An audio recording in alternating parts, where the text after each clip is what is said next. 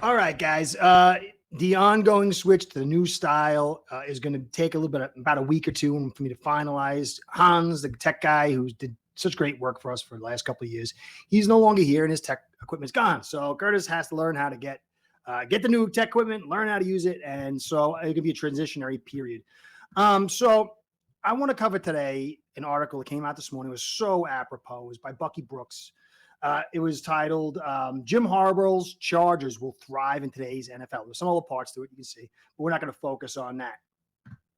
But it is critical to understand this article because when you're the GM, it's not just about picking talent. It's about the theme, the philosophy, the unity behind the team itself, the construction of that talent, and how you employ it on the field philosophically. NFL is a game of cycles. Okay. And if you don't understand this, you can kind of miss why the Dolphins have failed and why Chris Grier is so poor as a GM. Now, basically, you'll get somebody who has a big idea, and it usually is so big they win a Super Bowl or starts changing the way people do things. And that big idea then starts getting copied by other people in the league, and it becomes the dominant philosophy. But then along the way, people who are getting paid, they've got to counter this philosophy and beat it. And so the whole league starts thinking about this big idea and how to defeat it. And eventually the book gets built and that idea collapses and a new cycle starts. When Tom Brady and Peyton Manning cried to the league in the early 2000s about their receivers being held, the NFL changed the way things were being enforced, and we saw an explosion of the pass game. All-time records, 5 or 6 of them in one season were destroyed. It was all about throwing the football, and numbers were huge. Kind of settled down for a little bit, and then it took a little bit of resurgence the last couple of years, maybe about a decade. But since about, 2019, 2020, certainly in 2021, when I said this, I really think that the NFL itself is turning towards more run-centric, balanced offenses, but especially the AFC East. Will they run better? We will see. I should hope so. That 30th ranked offense, rushing offense, was with us running 12 personnel 63% of the time with 2 tight ends. Again, I still seeing comments from all the shows that I go to, and even this one saying, we sucked, against the Titans. We had bad offensive calls. No, they ran nickel all day and played off, and we had 2 tight ends and couldn't run the football. We ran the football, and then when we needed to get that first down, or it was a critical first down, Titans said, oh, no, we're going to stop it, and stopped it in the nickel. It had nothing to do with the calls. It had to do, the Titans were able to beat us in their nickel playing off while we had 5 offensive linemen and 2 tight ends and still couldn't get it on the critical downs. They knew when to shut the run down, and they could. So it was a talent issue. You could see that my idea was that the league was moving towards pass balance. You'll see in this article, and you can see over the last 2 weeks that the league, the big idea of throwing the football and fun ball is kind of dying. Bills try to force it, didn't work. We try to build this, the most crystallized version of fun ball possible. But these are old ideas. They do not translate to the modern NFL. I've said for a while, some people kind of laughed, 3 yards in a cloud of dust. But the modern defense learned how to stop the pass, and the talent from high schools and colleges fed these defenses, and coordinators pooled their minds on how to slow down fun ball. You rush with 4. You don't really blitz too much. Your linebackers play high leverage in that box around 5 yards. You play pass all day, and you force teams to run inside. It's the way to break the nickel or the dime of the pass defense. You're still throwing a football. It's the most important thing, but you've got to be balanced. And if you are not balanced, you can't break these nickels, and you are inconsistent. And the Dolphins have been one of the most inconsistent teams despite all this talent because we can't break the nickel. We cannot run the football, not outside. Last year, we had very good yards running the football, but most of it was first down to the edge and over 3 games. We could not run inside when they dared us. And now you could see there was huge upsets. Ravens beat Vegas beat Ravens. You can see the Vikings beat the 49ers because they're following this new concept. The new concept is run the football inside. If your DIs aren't tough enough to allow those linebackers to play high leverage, then you run the football, you weaken that nickel, and then you could be in a game even if you got a quarterback like Minshew or Darnold. But even good quarterbacks, you look at Mahomes struggled when he didn't have the right offensive line against Brady. You could see how they committed to the offensive line and started running inside. You can see the same thing with Burrow. They did that, just throwing all the time with no offensive line. And he got the one Super Bowl one year, but you see he was destroyed. You could see Allen, who's a super talent. Look what they've done. The last 2 weeks, they've won games against us, a huge game, and he's been a small piece because the concept is, hey, you know what? You can find lower end quarterbacks if you build the offensive line, you run inside, and you take advantage of these defenses that have kind of fallen a little behind. And so this pass balance is critical. So let me get into the article, and you're going to see some stuff that just I've been talking about. I've mentioned over the last couple of years. Some people, dubbed me the offensive line channel. I think some of it was, out of enjoyment of my coverage and focus on that. Other people, it was a little bit of a mockery. But clearly, the NFL is headed in that direction, and I was 3 years early, probably from most people that cover the game. So here we go. Bucky Brooks, former player, very good at what he does. When Jim Harbaugh left the NFL in 2014 to take a job at the University of Michigan, the league was becoming increasingly pass happy. Over the past few years, though, the pro game has shifted back in the directions of teams that can run the football. Most notably, some people hate fun of me on that too, the A and B gap. It's critical to run in the A and B gap. When you play your nickels and you play high leverage in that box, 5 yards and beyond, you have angles to the edge, and the edge runs don't change the way your leverage is being played. And when you change the edge and come up inside, it opens the pass game, opens up the edges, and it makes life a lot easier. And it even forces them into bigger looks. So it's the inside run game, A and B gap. Now, while the 3 yards and cloud of dust approach makes some observers cringe, not me, many of the most consistent teams in the NFL today rely on a punishing ground game to spark success in the regular season and beyond. I also did our podcast the last 2 years showing how the teams that really won the run game were the teams that were winning. Last season, 11 of the 14 participants finished the regular season ranked top 15 in rush yards, with 3 of the 4 teams making Championship Sunday, 49ers, Lions, and Ravens, boasting top 5 run games. We had a top run game, but as I said, it was mostly on first down, mostly to the edges, and mostly over 3 or 4 games. Other than that, it was subpar. And so if you watch this against the Bills, we did all this gap running, all these guys in motion. It looks sometimes pretty good. Sometimes you can see them breaking down. That's not how you do it. You've got to be able to run that football just by blowing guys off the ball without all the finesse. The transition away from air dominance. What are we about? Air dominance. In the opening weekend of the season, per NFL research, teams combined for just 6,026 net passing yards league-wide, the lowest total in week one since 2000. This is a clear indicator that teams that are all out hot and heavy for the pass game are behind the arms race. And this was more than 2,400 yards fewer than all-time high 8,040 in 2019. It started a crescendo of passing again, not like it was in the early 2000s, but started rising again in 2019. And Chris Grier has built his team based on that old concept, but it is an old concept. Just 2 quarterbacks, Rams Matthew Stafford and Dolphins Tua Tagovailoa, hit the 300-yard mark last week, the lowest total since 2005. This is a clear indication that the NFL trend cycles have changed, and Grier he totally missed it.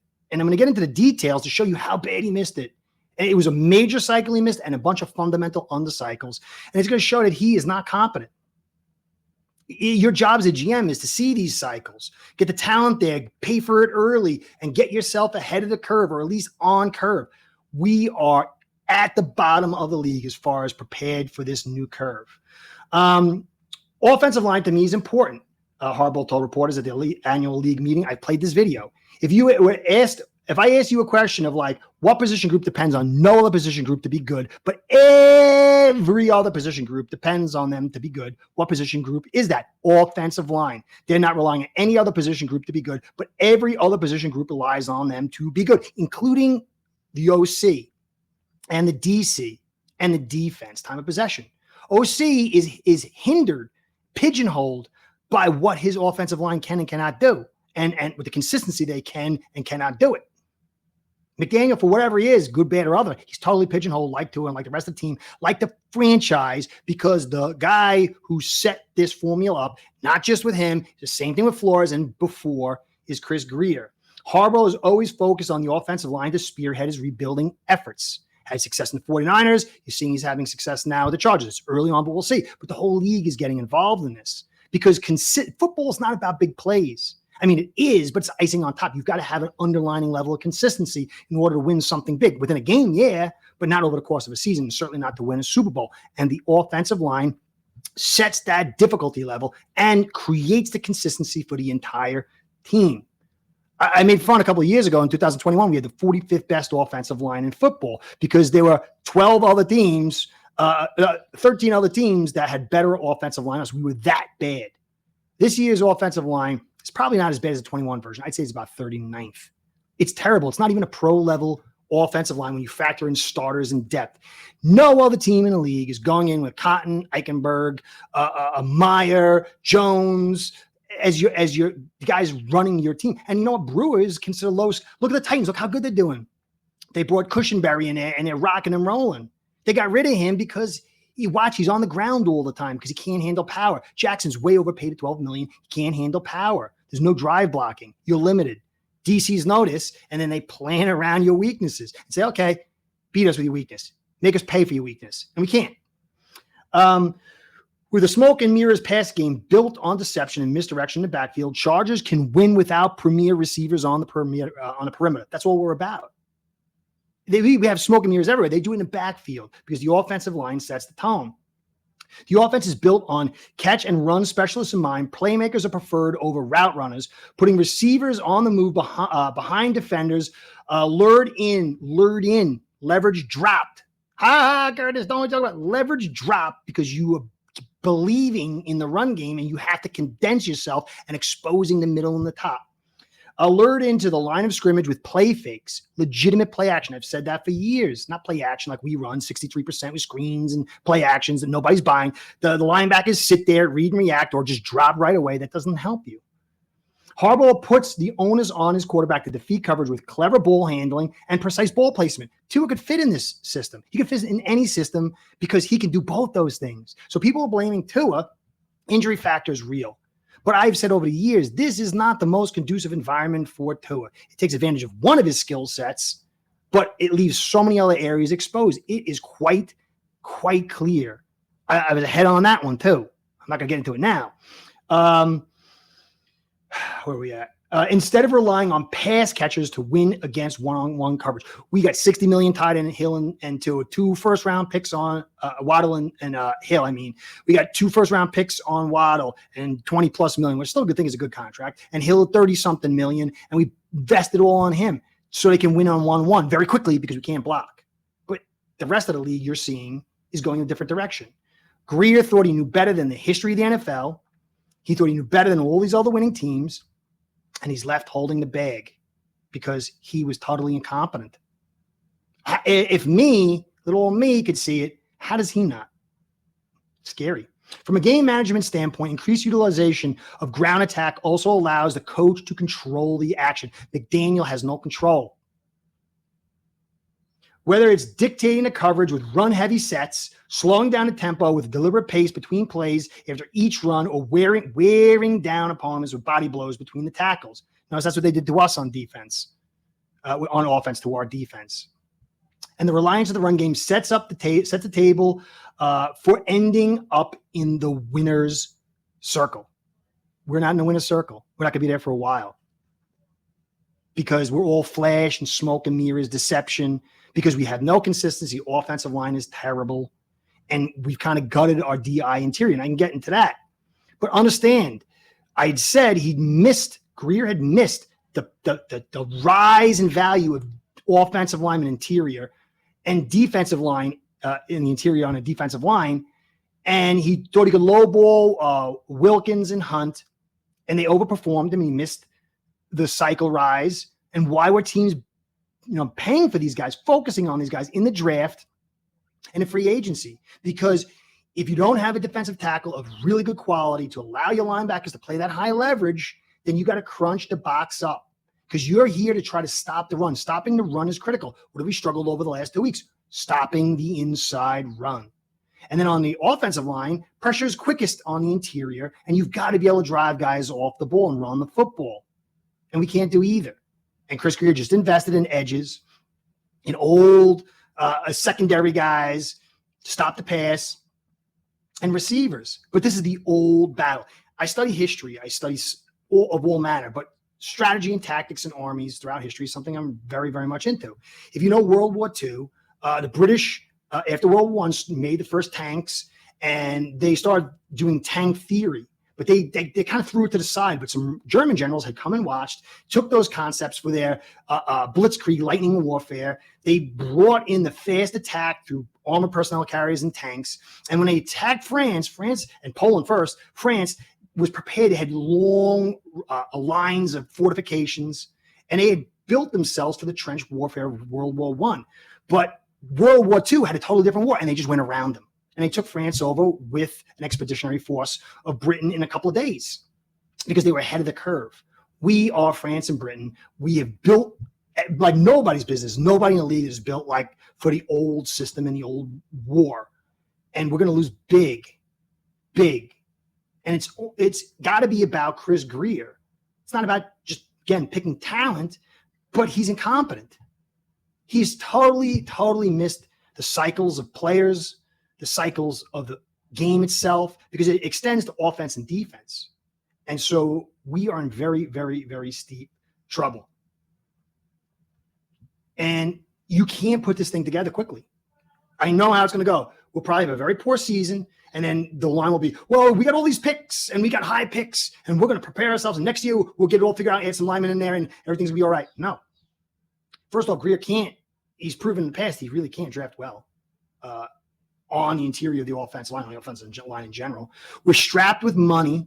It takes time for these picks to come in and to develop. And then all the other stuff that we've invested on is slowly getting older. And there's no way you're going to pull this thing all together in time. And he's built this thing with unprecedented amount of draft ammo from 2019 for this very specific build. I said, this is the crystallized version of Chris Grier's vision. And this vision is totally out of date. It's ineffective, and it's contrary to the NFL history and the rest of the winning teams in the league. And we're going to be left behind. You can't focus on McDaniel because he's not in charge. He's not making the calls. Whoever tells you that's wrong, it's Chris Grier. Same philosophy with Flores and Gase. He has the philosophy. He is in charge. You can blame McDaniel some for what he's doing on the field, but ask yourself, if you're given, you're given the best sword in the world, and you got to go against guys with repeating rifles. I don't care how good you are. You're not going to have success. Chris Grier armed this whole team, to included, with outdated weaponry philosophies and team construction. There's a lot more to this. This is just the very beginning, the surface level of his failure. And I'm going to do a podcast next going over the positives. But if we as a fan base don't fall for the media push of hopium and the picks and Grier will get it right, and he's just and we can get this guy out of here, we might have a chance. For me, I've said Ross, I think he wants to win, but he doesn't know how to do it because he doesn't get football guy in here that says, Ross, I don't want to hear from you. Write the checks. I'm in charge. If you don't like that, then I'm out of here. He's got character to stand up to the owner. He's a football guy. He builds in a very football way. He can be a visionary to some degree and see the trend cycles.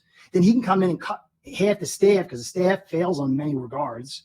Or you can choose who he wants and he doesn't, but he starts with the staff, editing the staff and getting the right staff and his scouting staff. And then he makes the choices to the rest of the roster without Ross interfering, who's been interfering since he's been here. Well-meaning, but totally wrong. Unless that happens, there'll be no success here. I don't care how many picks you give. Grier had all those picks. And what do you got? An outdated team that is about to collapse in a most sad and sadly laughable way. And it's all about Chris Grier. I've dubbed him Fin Enemy number one since I've been doing this for a reason. So understand where we're at. There's nothing we can do except make the right evaluation and gripe about the right thing and not be hoodwinked and led astray by Pied Pipers. I mean, there's people who didn't know. and they were wrong in their evaluation, but there's others that will now go to the tune of the team and the media department and say it's all going to be good next year. It's not. So this is it, guys. I hope you enjoyed as much as you can. It's just truth. Anything else is a lie. And to me, it hurts more to believe and lose than to lose. Grier could have built 2 ways with all of those picks, like the 70s style Miami Dolphins offense, good offensive line, run game, quality quarterback, one elite receiver, and a very good defense. And if he had done that at this stage, he would have been so far ahead of the curve with all those picks and with the philosophy. But instead, he built like a lower version of the Marino's 80 offense. And Tua's not Marino. And sadly, we're going to have to beat left holding the bag. I'll get back to you with more coverage. I got a lot of coverage, a lot of stuff to go over. This is just the beginning of what the issues are. We just got to stick by our team and hopefully get the right guy leading the show. Got all the coverage coming to you, and I'm going to get the tech levels up soon. So, guys, Curtis saying, be well, go Fins. Curtis out.